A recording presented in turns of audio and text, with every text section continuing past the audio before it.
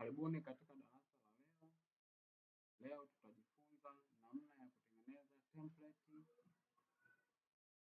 template ambayo inaweza ikapanga matokeo. Unaweza ukaandika majina, ukaandika alama. Template ambayo itakuwa na formula ya kujumlisha hizo alama, itaweza kutafuta wastani, daraja na nafasi. Hata ikiwezekana iwe inatoa maelezo kama mwanafunzi amefaulu au amefeli. Hatua yetu ya kwanza, tutumia software ya Microsoft Excel kutengeneza hiyo template. Kwa hiyo tufungue template yetu, tufungue programu yetu ya Excel kwenye hapa start ya kompyuta yetu. Tunaingia hapa, tuna search Excel. Mimi natumia Excel 2013 kama hivyo ndio imefunguka. Hapo kwa mara ya kwanza itafunguka hivi, tutaenda hii ya kwanza black work itafunguka kama hivi, ikiwa empty kama hivi, ikiwa haina kitu. Twende pamoja, fuatana nami uweze kuelewa kwa kina namna ya kutengeneza template yenye sifa hizo ambazo nimezitaja. Tutaanza hapa chumba chetu cha kwanza.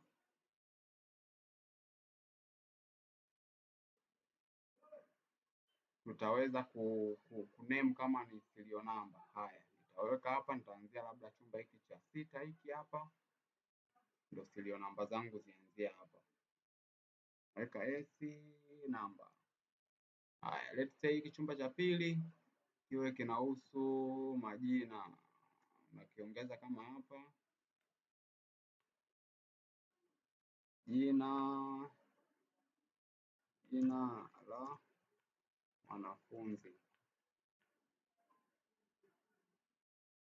Haya. Hiki cha tatu kiwe labda jinsi. Hii ya tatu labda somo sayansi. Hapa Kiswahili. Hapa hisabati.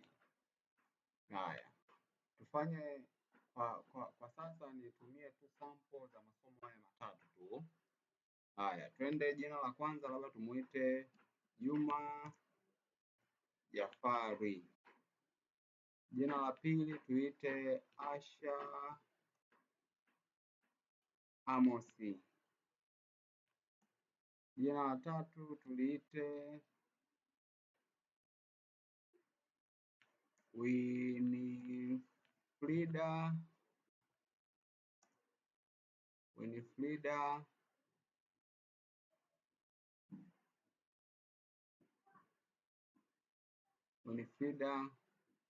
Winifrida Niko.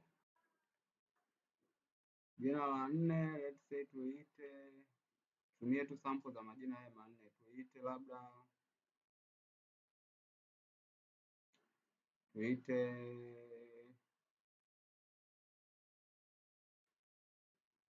Mila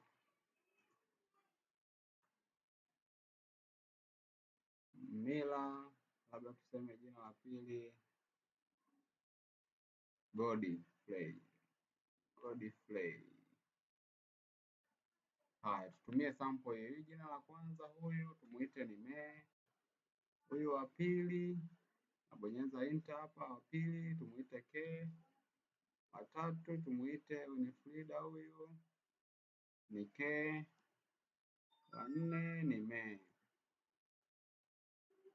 Haya, twende kwenye sayansi.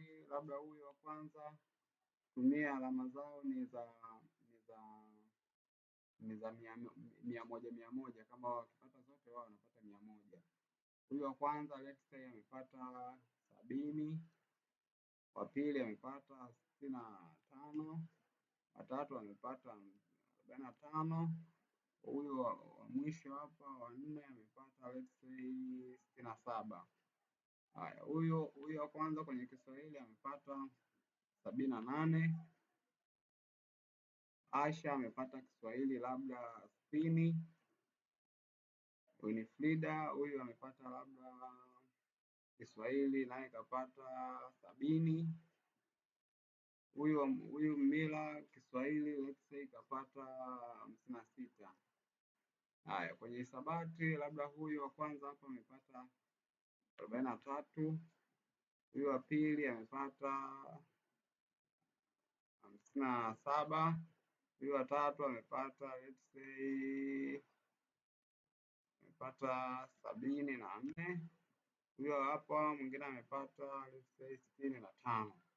Haya, baada ya hapo tunaenda jedwali linalofuata, ili tuliite ni sehemu ya kukaa jumla. Haya, hapa kwenye jumla tunaweka formula. Formula ya jumla inaitwa summation. Tunaingiza hivi, tunaanza na sawasawa, tuna type sum, italeta hapa, sisi tunaichagua hii sum, italeta hapa bracket hapa. Kwenye kutengeneza formula tunaanza, formula yetu tunataka ijumlishe kuanzia wapi? Kuanzia hapa. Sisi tunagusa hiki chumba hapa, kinaitwa D7 hiki chumba. Kwa sababu ni kwa nini kinaitwa D7? Kwa sababu huku juu kipo kwenye D na huku pembeni kuna 7. Kwa hiyo kinaitwa D7.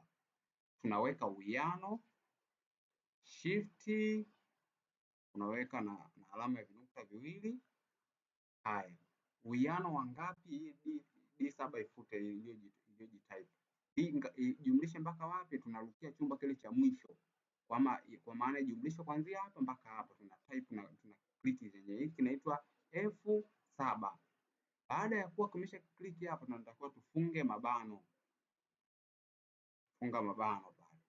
Alafu tunabonyeza enter. Formula inakuwa tayari imeshakaa hapa. Kwa hiyo ili tuweze formula iendelee kukaa huku kote, tuna type hapa, tunagusa hapa kwenye engo ya hii chini upande wa kulia hapa.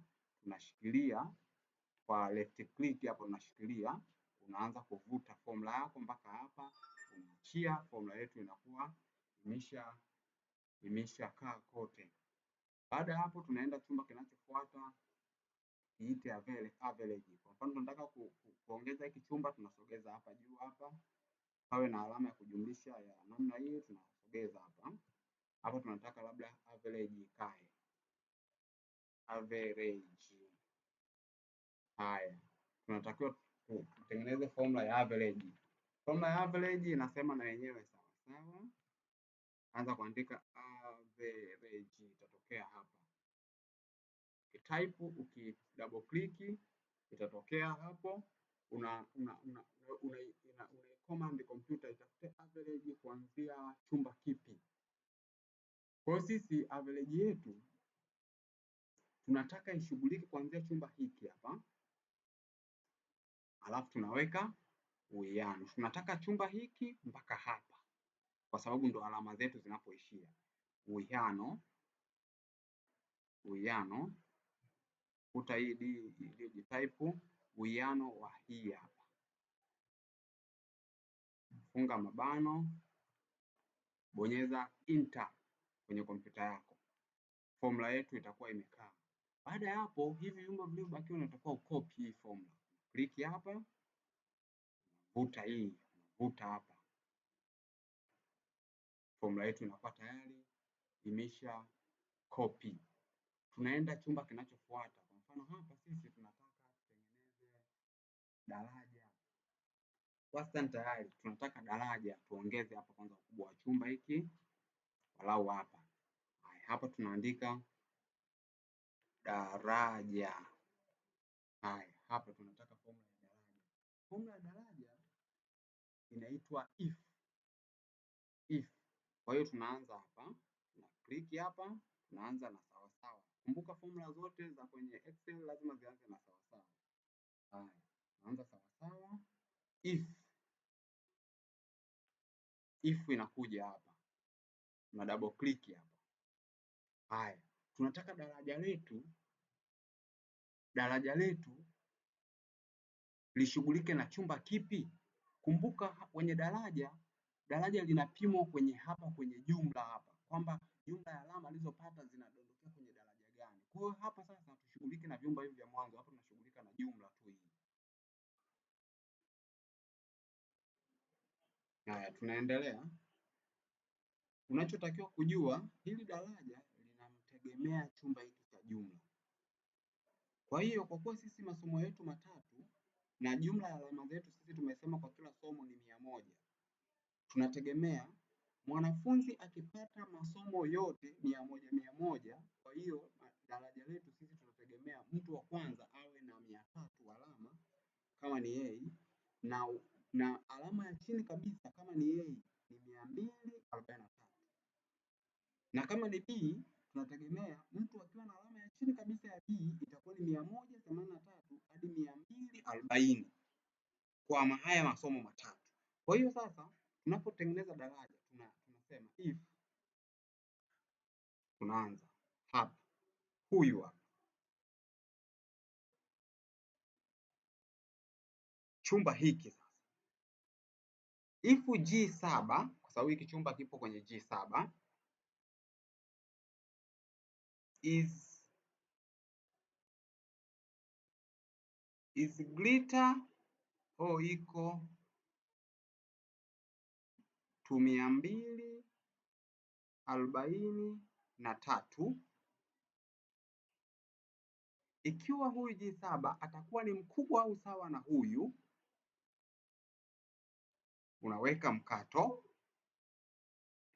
alama ya fungua semi, huyo tutamuita A, funga semi.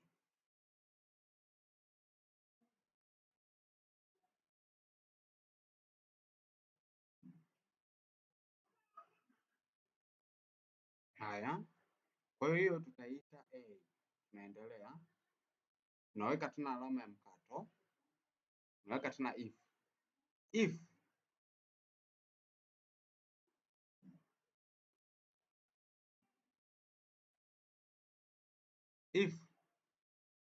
huyu hapa G7 is greater or equal to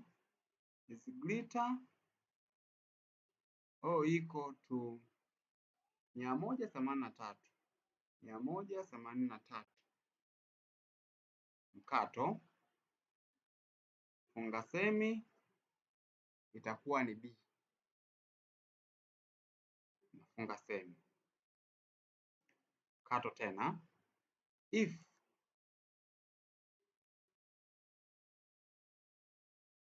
G7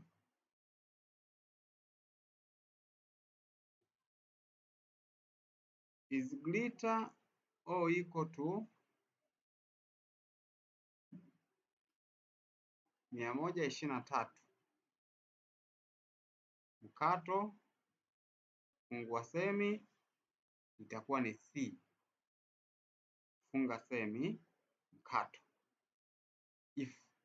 if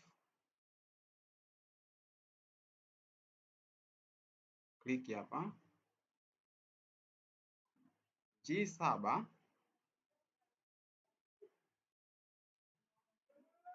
is greater or equal to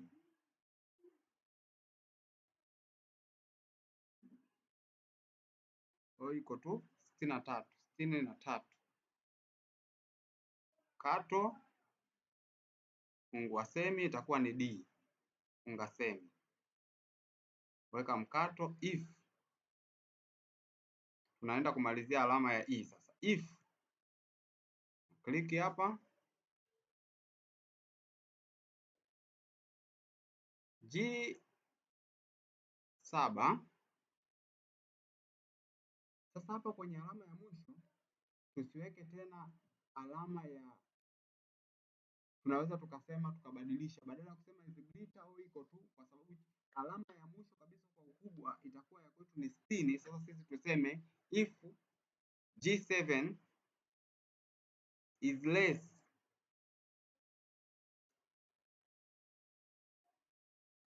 is less or equal to 20, mkato, fungua mabano, itakuwa ni E, funga mabano, funga semi.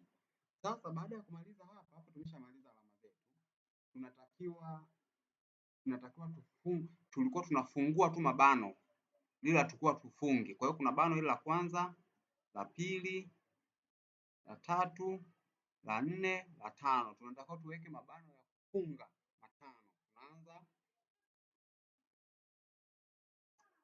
Tunaanza la kwanza, pili, la tatu, nne, la tano. Baada ya hapo unabonyeza enter. Formula yetu inakuwa tayari imeshakaa hapa. Kwa hiyo tunachoenda tunaicopy hii formula. Copy hapa mpaka hapa. Formula tayari inakuwa imeshaingia. Tunatakiwa tena, tunaweza tena tukaendelea kwa kipengele kinachofuata. Kwa mfano tena tunataka template yetu iwe inapanga nafasi.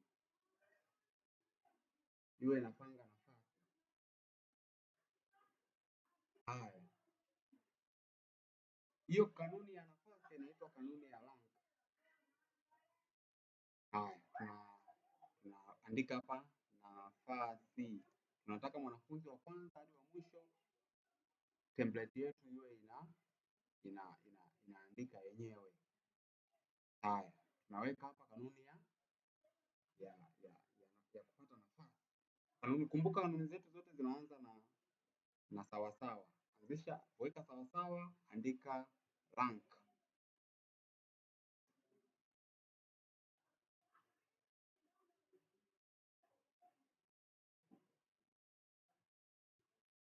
Haya, tunaendelea. Hapa kwenye rank unagusa hii rank, una double click. Rank inategemeana na chumba hiki cha jumla, kwa maana kwamba unapopanga nafasi itategemeana na nani ameshika nafasi ya kwanza, itategemeana na nani anaongoza kwa jumla. Kwa hiyo kwenye kutengeneza kanuni hii tunaanza rank kwenye mabano kama hivyo, alafu tunakitaja tu, tuna click hiki chumba kwa sababu ndio kinachohusisha hapa. Tunaweka uwiano, sio uwiano, weka mkato hapo, sorry. G7, hiki chumba chetu ni G7. G7 weka alama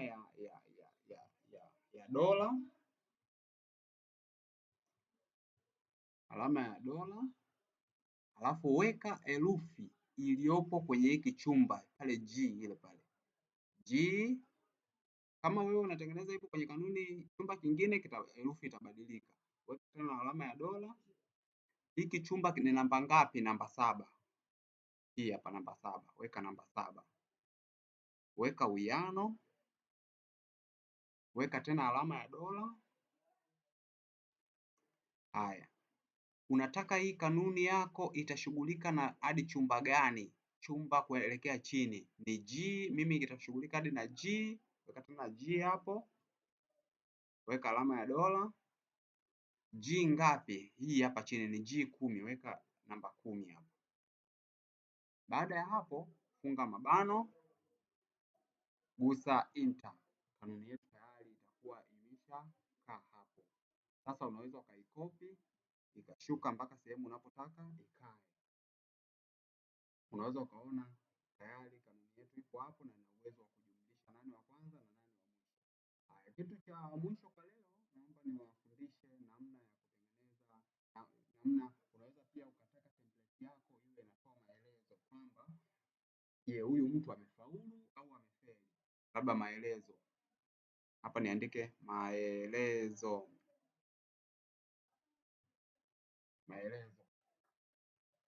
Haya.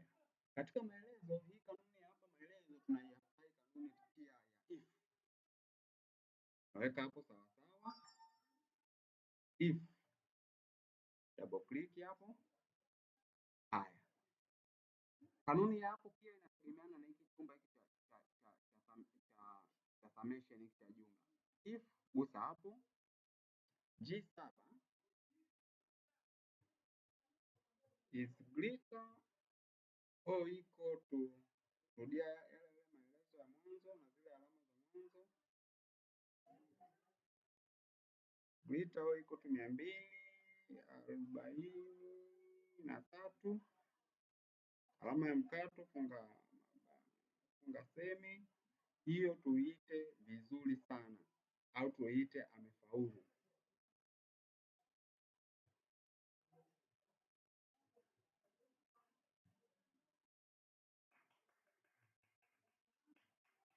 Au tuite pass.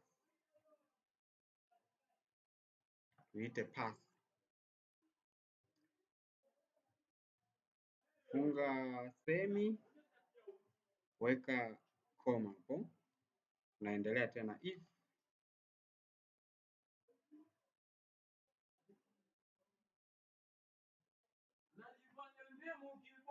G7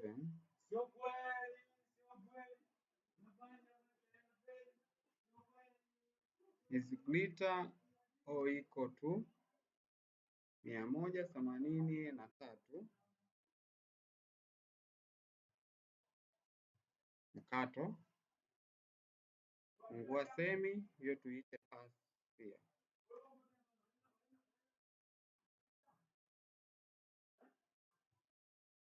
Funga semi, mkato, if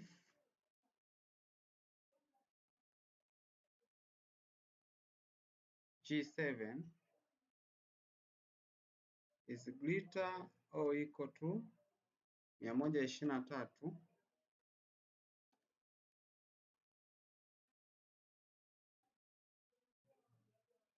pass,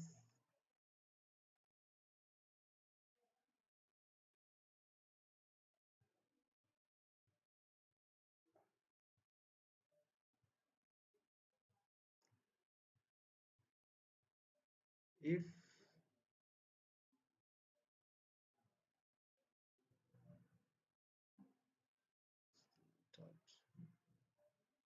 is less or equal to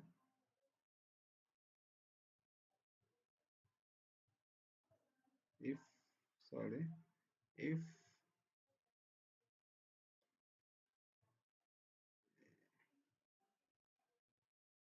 is glitter or equal to 123, sorry, sio 123, 263 kato,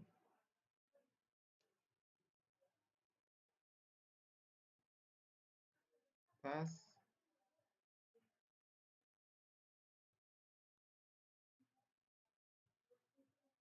if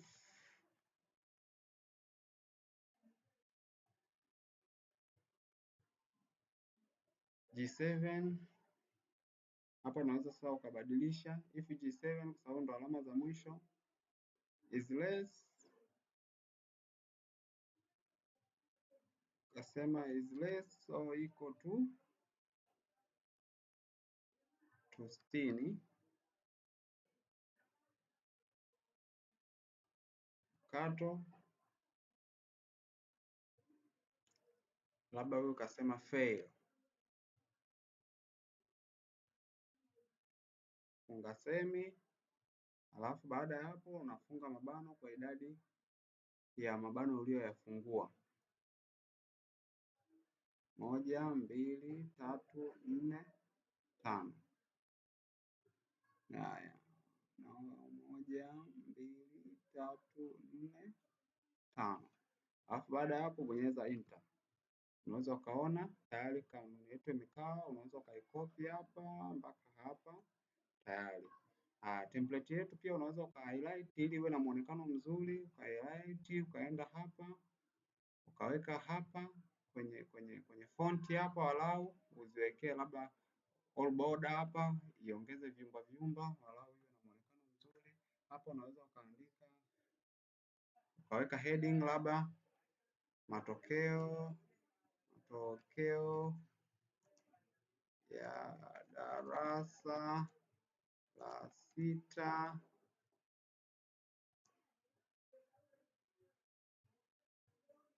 mwezi wa 6 2026. Haya.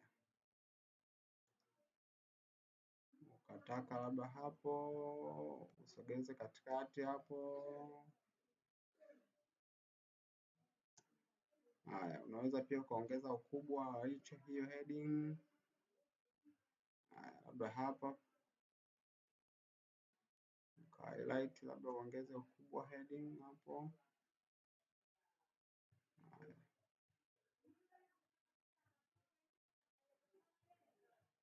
Haya, hivi ndivyo ambavyo template zinatengenezwa ndugu zangu, lakini pia unaweza pia ukatengeneza kanuni ya kuinsert namba, serial namba ziwe zinajipanga, lakini kwa sababu ya urefu wa video yangu naomba sasa hivi nisiendelee hii. Wakati mwingine naweza pia nikawapitisha kwenye kipengele hiki cha serial namba, ili usio unapata shida ya kuingiza namba, inaweza ikawa tu inajipanga. Lakini pia wakati mwingine pia nitawapitisha kwenye kipengele kingine cha kitu kinaitwa max and min.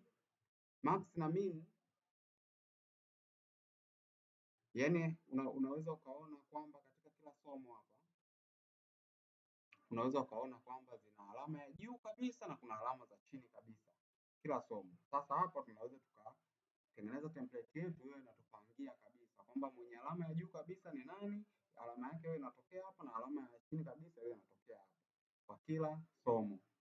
Kwa hiyo ndugu zangu, naomba kwa sasa niishie hapa kwa sababu ya urefu wa video yangu isije ikawa ndefu sana. Niwashukuru, karibuni katika darasa lingine la template, na wakati mwingine bye bye.